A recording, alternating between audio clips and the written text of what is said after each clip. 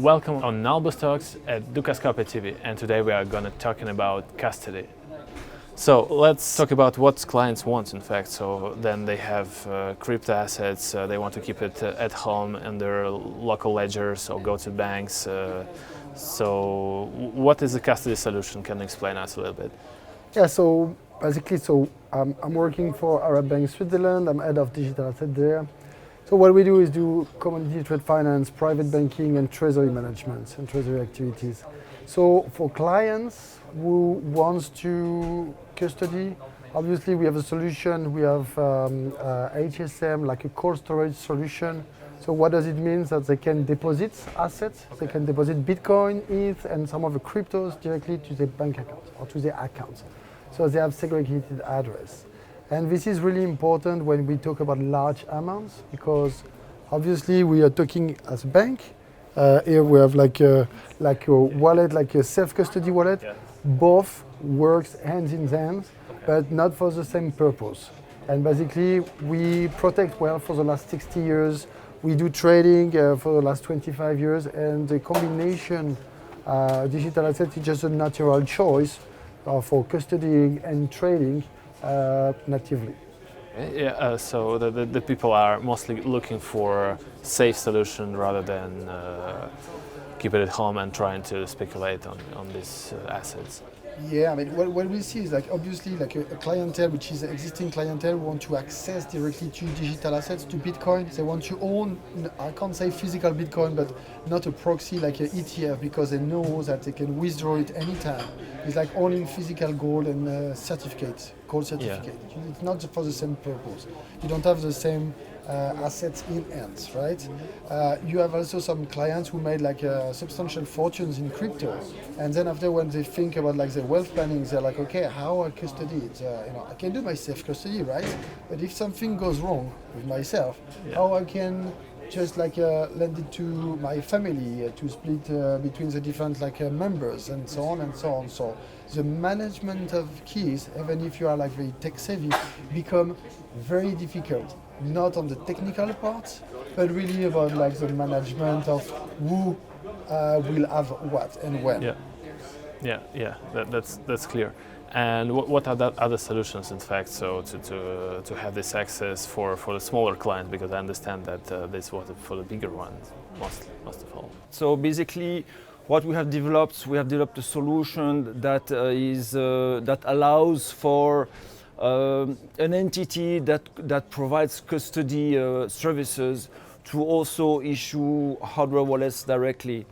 It's a little bit like a way to expand the existing services of most entity that provide custody services, where you can allow the user to have peace of mind of having the support of a custody provider at the back, which will take care of key management, backup. These are basically smart cards, basically like a same format as a credit card, and they work exactly like a hardware wallet. The only difference with the self-hosted hardware wallet is that you don't have to take care of key management. Key management is provided to you by the issuer of the card. And this is great. There's more and more demand. We've been pitching this solution for, let's say, 9 to 12 months. And there is an increase of a custody provider, depends which. I would say it's more like this, for the smaller amounts that there is this request, is that they say, how can we use the crypto directly? How can I do some Web3, some DeFi?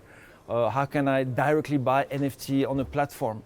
And this is still possible in some cases, but it's more difficult with the bank custody solution. Whereas with this card issuance solution, you can basically use a MetaMask with it, exactly how you would use it with the self-hosted wallet. But all the key management is done by the custodian that is issuing you the cards. So that means that the custodian still holds the assets on the custody storage, and it's just a mean of use of the wallet.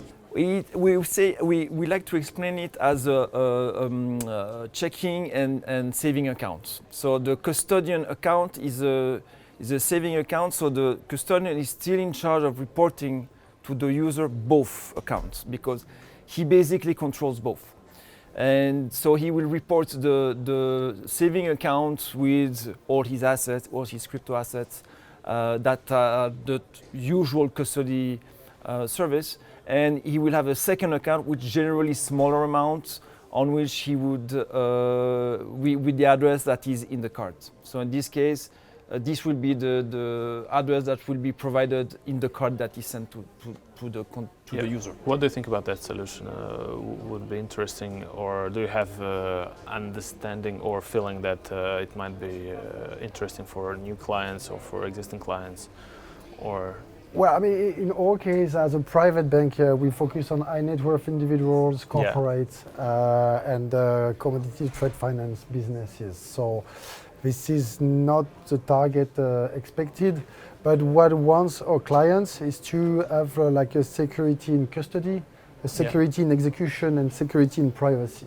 This is the three main criteria, basically, why you choose a private bank, and also to be understood. When you come with digital assets, if you are like a crypto native or not, you want to make sure that you have a frictionless, a very smooth onboarding. And we understand people from the crypto space. We understand people from the traditional finance. So this is the most important thing, is like how we protect wealth, how we make sure like instead of like deposit your assets on like on exchanges which are not really regulated, on a very like exotic jurisdiction. We saw like FTX last year or 2 years ago. We saw some things like that. And when there is like a lack of, you trust until it fails. So you want to make sure, like in Switzerland, and especially at Arab Bank, when we set up in 2019, we set up like digital assets. All digital assets are fully segregated per client. So we leverage blockchain technology to read directly on-chain, your assets. So as a client, you can make sure that because you have your public address directly incorporated into the mobile app, that you can read directly on-chain how much you have in the custody within the bank. And this is fundamental because there is no proof of reserve or whatever. Assets are off balance sheet, so they are protected, and you have also like a direct monitoring of real assets. Yeah, thank you very much for coming. Thank you very much. It was Albus Talks, and see you next time.